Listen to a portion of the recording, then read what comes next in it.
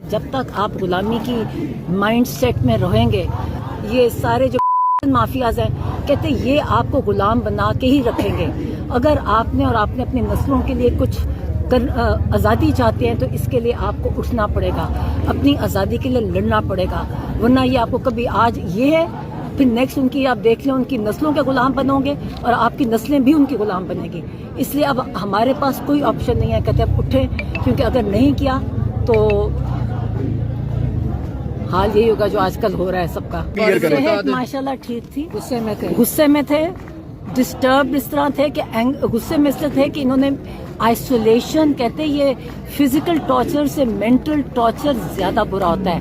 اور ایون آپ اگر ہیومن رائٹس کے جو آپ رولز دیکھیں نا اس میں یہ بھی ٹارچر میں ہی کنسیڈر ہوتا ہے جو آج کل کر رہے ہیں. تو اگر ہمارے اوپر کوئی قانون اور آئین نافذ نہیں ہے تو ہم بھی پھر ہر قانون اور آئین سے آزاد ہو جائیں گے.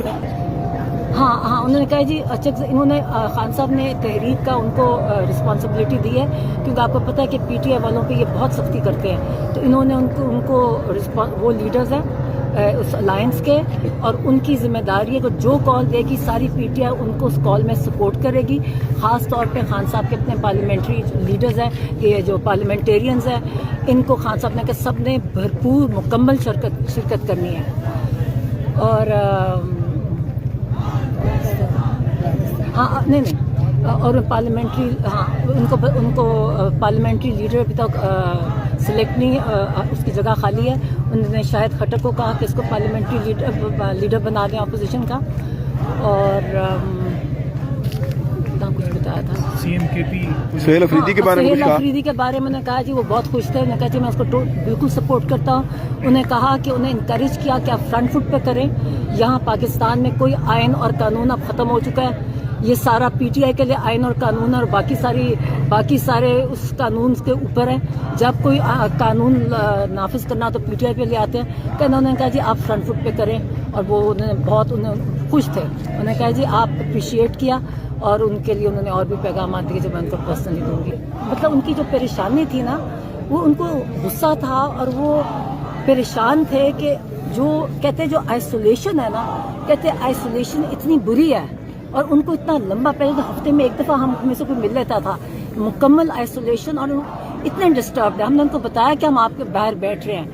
تو جب ان کو یہ بھی پتا چلا کہ یہ کوئی این ڈی کوئی ان جگہ اس قسم کی تو وہ اور ان کے پارٹی والے اندر کس پارٹی کے لوگوں نے شرکت کی ہے وہ اتنے ڈسٹرب ہوئے. کہتے ہیں ہم اتنی تکلیف دے جیل کاٹ رہے ہیں اور جن لوگوں نے ہمیں جیل میں ڈالا ہوا ہے آپ انہی کے پاس جا کے آپ وہاں ان کے ساتھ سوشلائز کر رہے ہیں.